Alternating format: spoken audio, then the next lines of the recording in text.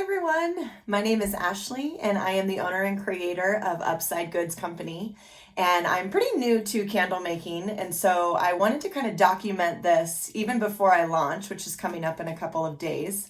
I wanted to document my experience that I've been having with making candles because I feel like a lot of the videos that I saw out there had a lot to do with people who are pretty experienced, who are pretty well vetted, which is fantastic because I use those videos myself. But I wanted to just remember kind of these little hiccups and speed bumps, we'll call them, or aha moments, and then share them with you guys along my journey of becoming a candle business.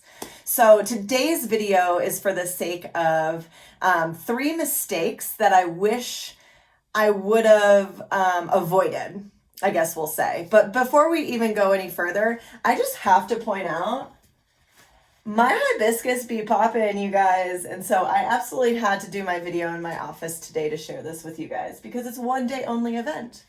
Anyway, I digress. All right, so the 3 mistakes that I wish that I had avoided when I was starting out. I'm about 6 months in, so I think that that's important to know. It was part of a COVID 2020, pivot for me. I have other businesses in marketing and sales as well as yoga.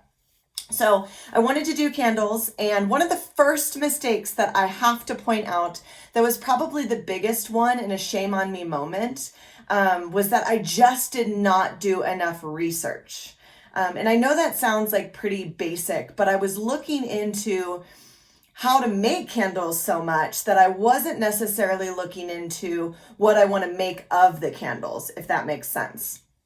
So I wish I would have done better research, mainly from the perspective of what I really wanted my candles to look like. So for instance, if I had a vessel in mind, I wish I would have focused a bit more on what I was trying to fulfill with this vessel.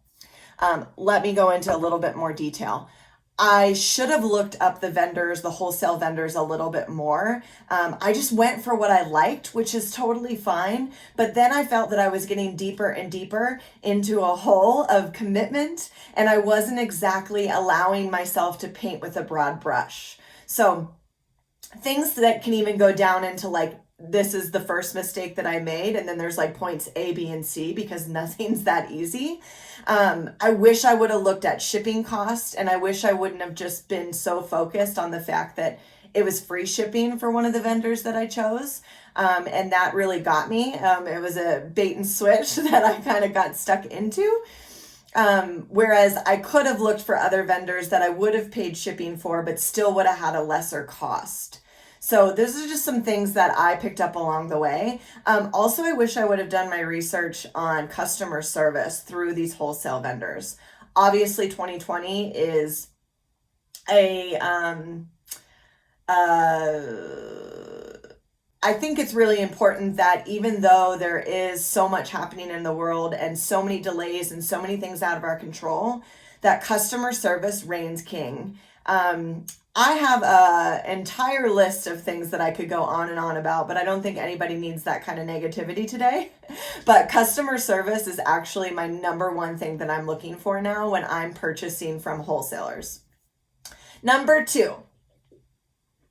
Honing in on that look and vessel is super important. And again, I kind of touched on this for the first point, but when I found something that I really, really wanted, I wish I would have looked a little deeper because so many of these wholesalers, they have the same look, and it just usually varies by, maybe it's glossy, maybe it's not matte, or maybe it's a concrete material or anything like that. So I wish I would have just paid a little bit more attention rather than just being so focused on one. Because while I appreciate being so focused on one thing, which is a whole other video, I wish that I would have kind of like dated around a little bit and found some different wholesalers and vessels that made more sense.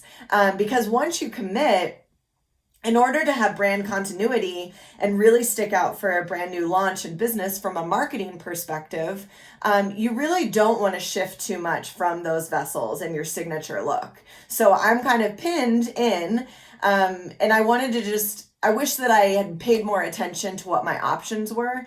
It's really hard because you're balancing excitement and this need to like get things done and rush to kind of like provide this finished product. So it's all about balance. Number 3.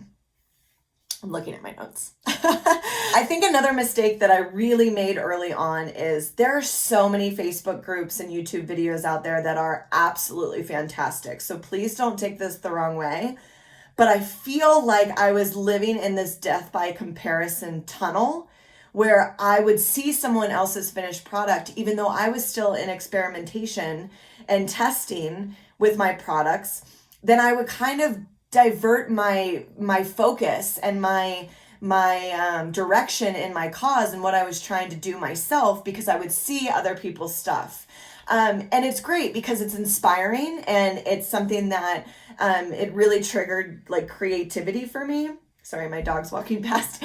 Creativity for me, but it's also something that I feel like slowed me down quite a bit in my process because I would see what someone else was doing. Maybe I would divert my focus to what their success was, and really I didn't know the ins and out of all the testing. And that's actually going to be another video of mine. So anyway, the 3 mistakes that I really made in starting out in this whole process, pre-launch, coming to you from my headquarters in Albuquerque, New Mexico, is I wish I would have done better research on vendors, wholesalers, and what I was really expecting from them as a consumer. And number 2 is I really wish I would have honed in on the specific look and vessel that I wanted. And that partners with number 1, getting my shipping costs and things like that down so that I could really understand how much money I was working with in labor and materials.